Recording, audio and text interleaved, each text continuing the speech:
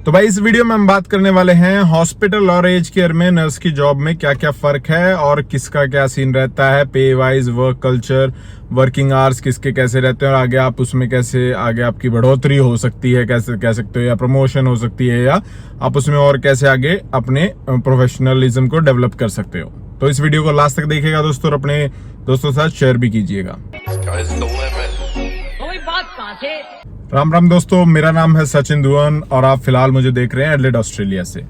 तो भाई इस वीडियो में हम बात करने वाले हैं कि आपका जो हॉस्पिटल में एक नर्स की जॉब है वो उसका क्या सीन है और एक एज केयर में ऑस्ट्रेलिया में नर्स की जॉब होती है उसमें क्या फर्क होता है। आप अगर देखो मोस्टली नर्सेज आपको either they'll be working in hospital और they'll be working in aged care. अब इसमें हम बात करते हैं कि जॉब्स कैसी होती हैं, पे रेट क्या है, आपको किस में ज्यादा आप कह सकते हैं जिसमें आपकी प्रमोशन या आप आगे डेवलप हो सकते हो, इन सारी चीजों पर आप बात। तो सबसे पहले हम बात करते हैं कि आप हॉस्पिटल में जॉब करते हो और एज केयर में जॉब करते हो, वर्किंग आवर्स का क्या फर्क रहता है। अब अगर आप हॉस्पिटल में करते हो, डिपेंड करता है, अगर आप आईसीयू में जॉब कर रहे हो तो मोस्टली ऑस्ट्रेलिया में 12 घंटे की शिफ्ट है। अगर आप मेंटल हेल्थ में काम कर रहे हो तो वहां पे भी 12 घंटे की शिफ्ट होती है। और वरना हॉस्पिटल में it will be 8 to 8:30 hours, like in 8.5 hours. अब नॉर्मली टाइमिंग क्या होती है हॉस्पिटल में, मैं साउथ ऑस्ट्रेलिया में हूं तो मैं वहां क्या बता पाऊंगा आपको। ज्यादातर आपकी नॉर्मल जॉब होगी 7 से 3:30 हॉस्पिटल में मॉर्निंग। इवनिंग लगा लो आप 1 से 9, 9:30। नाइट आप लगा सकते हो 9 से 7। थोड़ा ये आप लगा लो नाइट में थोड़े आपके लंबे लाइक लंबी शिफ्ट हो जाती है, which is a plus point. अब अगर आपको मैं बात बताऊं एज केयर की, तो एज केयर में सीधा हिसाब होता है भाई 7 से 3 नॉर्मली, 3 से 11 और फिर 11 से 7, ये होता है सिस्टम। अब हम बात करते हैं कि पेशेंट रेशियो। पेशेंट सबसे पहले तो हॉस्पिटल में पेशेंट कहते हैं और एज केयर में उनको रेजिडेंट कहते हैं, क्योंकि वो वहाँ परमानेंट रह रहे होते हैं एज केयर में। अब हॉस्पिटल में यूजुअली अगर आप मॉर्निंग शिफ्ट कर रहे हो तो आपको अराउंड 4 पेशेंट मिलेंगे, 4 पेशेंट के ऊपर एक नर्स होगी। अगर आप बात करते हो इवनिंग में मैक्सिमम क्या पता आपको 6 मिल जाए, मैक्सिमम कहूँगा मैं। नाइट का थोड़ा देखो ज़्यादा नंबर हो जाता है, इट्स लाइक 6 और अराउंड 6 मिलते हैं आपको पेशेंट। और कभी कभार क्या पता आपको 1-on-1 स्पेशल करना पड़ जाए तो उसकी तो like you will be only having 1 patient. तो ये तो हो गया आपका पेशेंट रेशियो हॉस्पिटल में। अब पेशेंट रेशियो की हम बात करते हैं अगर एज केयर में, वो देखो डिपेंड करता है भाई। अब सबसे पहले तो आपका जो आपका लगा लो वर्क रिस्पॉन्सिबिलिटीज होती हैं वो अलग होती हैं एज केयर में।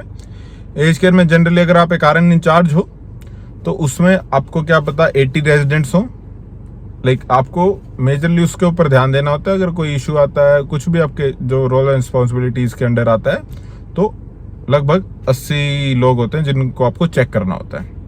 ये तो हो गया हमारा पेशेंट रेशियो। अब बात करते हैं भाई वर्क की रोल्स एंड रिस्पॉन्सिबिलिटीज पे बात करते हैं भाई। अब हॉस्पिटल में एक RN की जॉब में हर एक चीज इंक्लूडेड होती है, इंक्लूडिंग ADLs से मैं क्लियर आपको बताऊं तो नहलाना, खाना पीना करवाना, अगर असिस्टेंस चाहिए है फीडिंग में, अगर कोई पैड चेंज करना है तो उसमें भी नर्स को वो करना होता है। ये हॉस्पिटल का सिनेरियो बता रहा हूँ।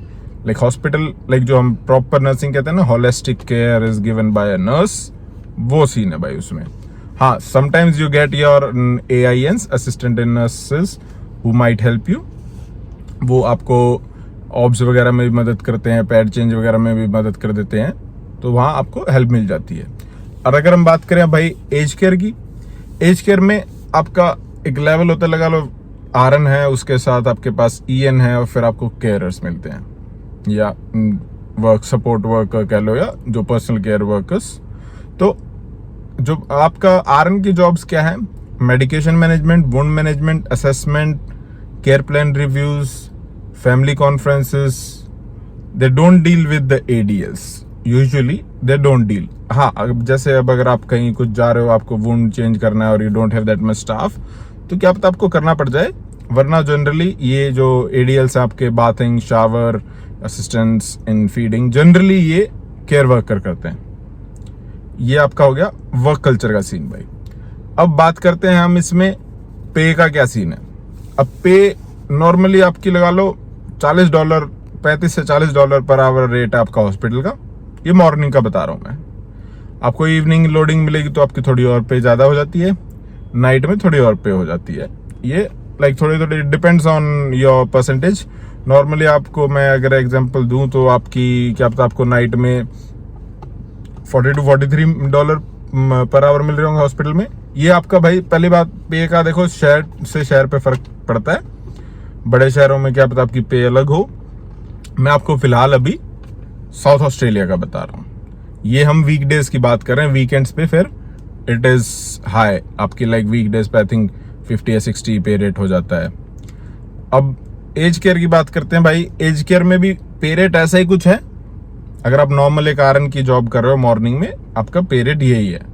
अगर आप इंचार्ज करते हो तो आपको कुछ डॉलर एक्स्ट्रा मिलते हैं, और वो एक्स्ट्रा वर्क प्लेस से वर्क प्लेस मैटर करता है कि आप कितने क्या डॉलर आपको देंगे। वो कोई क्या पता जैसे $5 एक्स्ट्रा दे रहे होते हैं आपको घंटे के। वो आरएन इंचार्ज का सीन जब है जब आपकी कोई भी मैनेजमेंट फ्लोर पर नहीं है, you don't have any clinical nurse, any residential care manager और ऐसे कोई भी केयर मैनेजर कोई भी नहीं होता है। So you are responsible for everything what's going on in the aged care.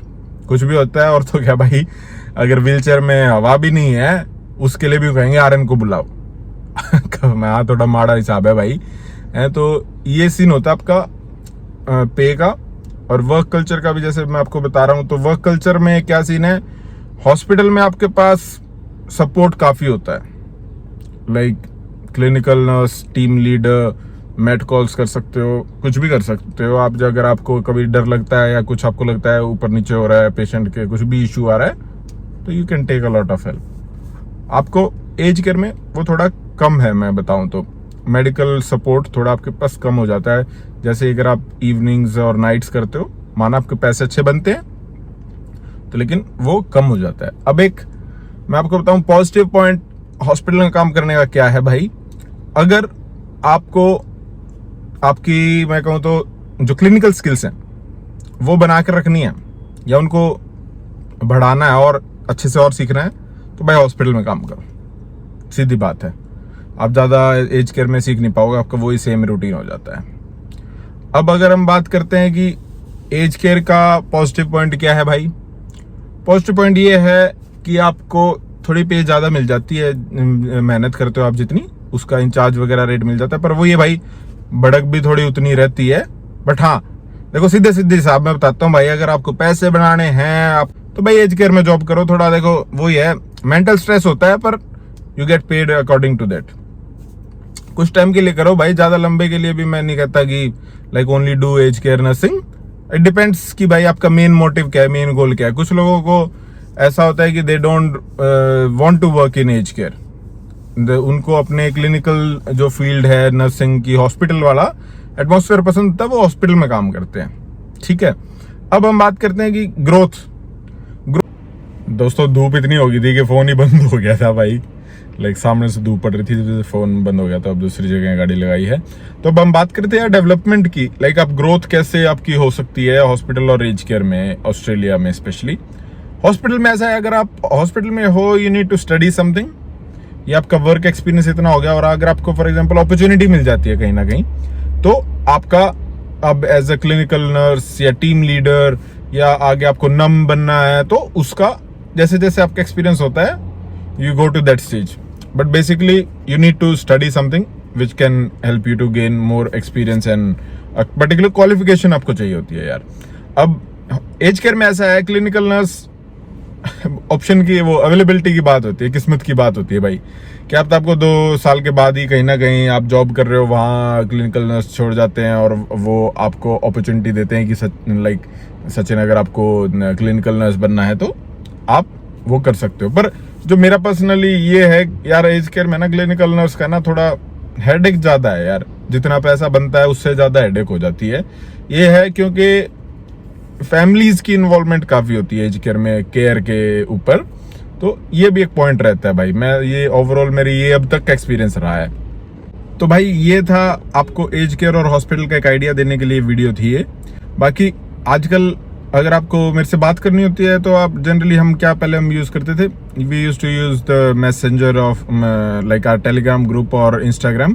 पर कभी कभार ऐसा होता है कि मैं आपके कुछ रिप्लाईज नहीं कर पाता हूँ due to some personal like commitments, या मेरे लाइक पर्सनल टाइमिंग्स कुछ चेंज हो जाती है, या लाइक आई गेट बिजी, इसलिए मैं नहीं कर पाता हूँ। तो other option which we have got is we can go through the Topmate, 1-on-1 call कर सकते हो आप। अगर आपको ज़्यादा डिटेल्स जाननी होती है ऑस्ट्रेलिया के बारे में, मैं आपको डिस्क्रिप्शन में लिंक दे दूंगा जिससे आप बुकिंग कर सकते हैं, we can talk on that.